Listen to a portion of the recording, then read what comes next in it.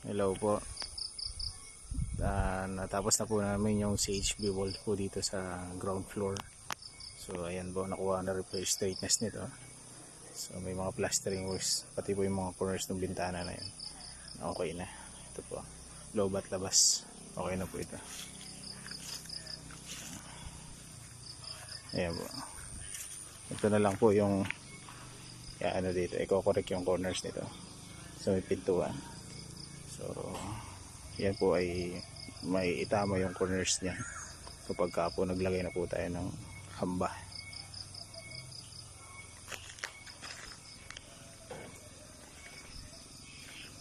Okay na rin po dito sa side na ito. Ano po yung straightness po ng mga opening po ng mga bintana, loob at labas. Pwede na rin po dito. So sinili po natin yan, bantay na po yan.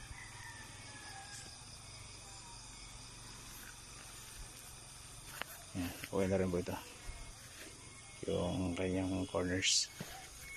Kuha na rin yung straightness ng mga corners niya. Sa parting likod,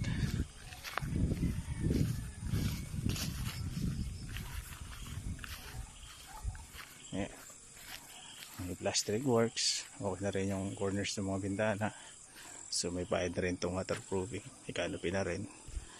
So loob at labas may plastering works na yan, including itong wall na ito, itong side na ito, loob, meron na rin po ito.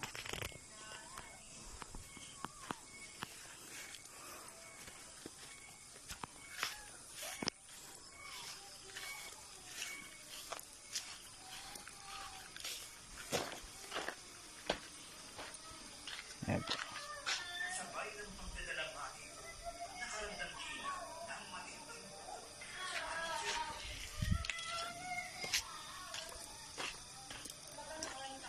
Ayan, okay na po yung mga corners niya. Naglagay na rin po kami dito ng abang na PVC pipe dyan. So in case maglagay po tayo ng ilaw sa kabilang side, pwede tayo magtagay po ng wire para hindi na po magtiktik ulit. Ganun din po ito. So itong PVC pipe na ito nakakonekta po palabas. Okay. Meron na rin po ito sa side na yun. Meron na rin po itong PVC. Tawiran po ng pinaka wires. Ano po. Meron din po doon. So magpalagay na po ng motion sensor na ilaw sa corners, meron po pagtatabiran na po ng wire. So lalagyan na lang namin isang junction box dito, i-connect dito. Diretso po dun sa mismong panel board. Nakapag-plastering works na rin po kami nun. So bukas kakabit ko na po yung maayos yung ating circuit breaker dito. Para po, at yung ilaw po, ilaw sa canopy.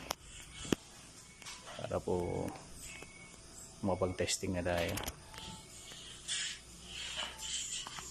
Ayan. Nga po pala, baka po gusto nyo nang ipasabay yung mga bumbilya para po kami na po ang magkabit.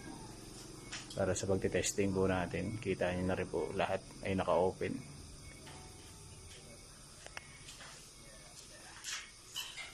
Meron naman po kami pang testing kasi medyo matagal po kung yan ang gagamitin namin.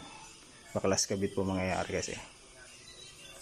Pero kung may bumbilya na po siya ng kanya sa isang switch, kita na po agad yung ilaw at hindi. Matitesting po ng mas maayos na. Ayan po, thank you po.